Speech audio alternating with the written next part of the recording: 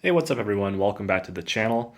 Today we're going to talk about altering the geometry of your mountain bike with a couple simple components and tricks. Today we're going to talk about this carbon fiber full suspension mountain bike, but these ideas and principles can be used on any mountain bike out there as long as it has an interchangeable fork that you could add a specific component to, which is right down there. So let's talk about that. This mountain bike in particular has a head tube angle of 68.5 degrees, which means it's a little bit steeper than your traditional trail geometry. And I wanted to change that a bit. Whenever I originally ordered this thing, I ordered it with this wolf tooth angled headset, which can alter your geometry by +1 degree or -1 degree. And I thought that would have been great because it would have brought my geometry to about 67 degrees with this other trick that I'm going to show you in a second here. But this is actually not made for integrated headsets, which I did not take into account with this mountain bike here. This has a integrated headset cup, so the bearing goes straight into this cup rather than having like an external bearing. I guess it's a headset with an external bearing cup in it. This one goes straight into the frame, so you don't have much room tolerance-wise for altering the geometry with a traditional headset. But let's take a look at the actual trick here that I'm going to use. This is called reverse components, and it doesn't give you the full degree of a geometry shift, but it does give you a -0.5 degree. So it doesn't sound like a lot, and it probably really isn't if we're going to split hairs here.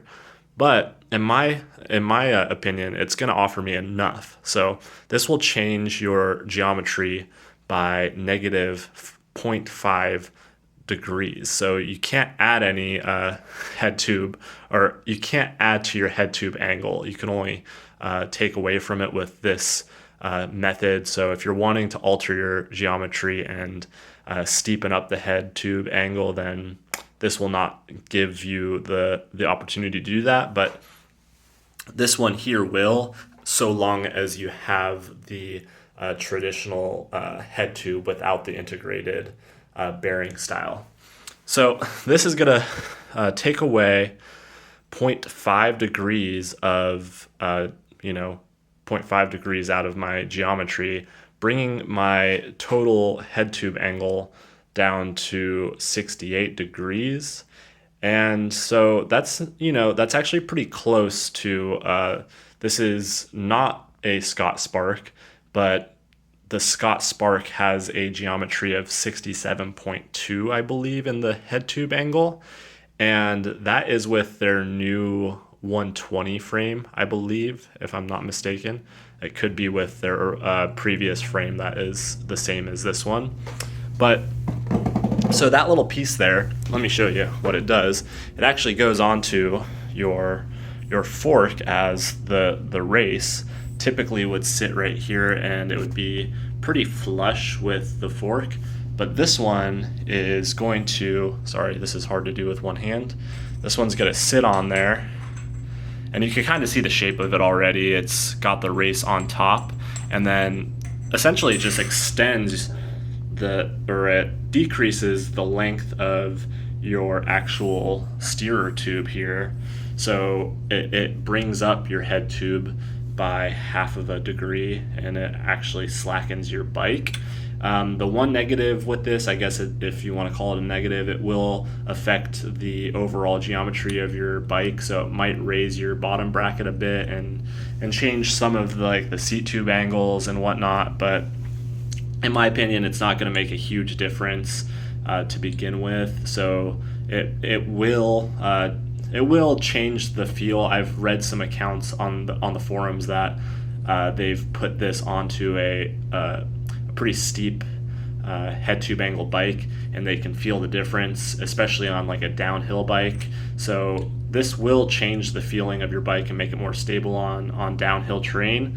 And the little changes over your seat tube angle and maybe the bottom bracket aren't going to be huge in the way your bike rides. So just take that into consideration. It will change other aspects of your geometry, but if it's something you're wanting to alter as far as your head tube, then this will do the job. So this is essentially how it works. You hammer this thing down with a rock and whatnot, and then you put it into your head tube there, and it's just going to sit a little bit more proud outside of the cup there, and you'll get a less steep head tube angle, which is what I'm looking for. And so let's get back to the other part of this geometry shift. So any bike, as it were, that is spec'd with a specific head tube angle is spec'd that way with certain other parameters. So my fork here that I'm going to use on this frame is a 120 millimeter fork, and this frame is actually designed for a 100 millimeter fork, meaning that this is going to have a higher ride height on the front end, and that's actually going to slacken the head tube angle even more, and that'll probably bring me down to about 67.5 to 68 degrees, and I'll be happy with that. This is a cross-country style frame, and that's what I'm looking to perform in. But with these two small little tricks, you could get about a degree if you add more travel on your fork up front, and also add this spacer. It's called the angle spacer. You'll get about a degree, and then if you want to even go further with it, you can put a mullet setup on your frame and have a 27.5 in the back and a 29 in the front, and that will also slacken your geometry even more, so that if you want to ride like full trail style, then this bike will be actually equipped for it, and it'll probably transition more into a trail riding bike as opposed to the original style of riding that you would go with on this bike, which is cross country. But yeah, those are three things that you could do to change the geometry on your mountain bike. Get either a spacer for your fork. This is a crown race spacer, or you could get the full-on headset cup, and then you could also add some travel to your fork. And if you want to do all of them to make it a mega geometry shift, is turn your bike into a mullet, and it'll slacken your bike out quite a bit, and you'll definitely feel it. So these are small things that you can do. Most forks can be adjusted to have more travel, so check them out and see if your fork is on that list.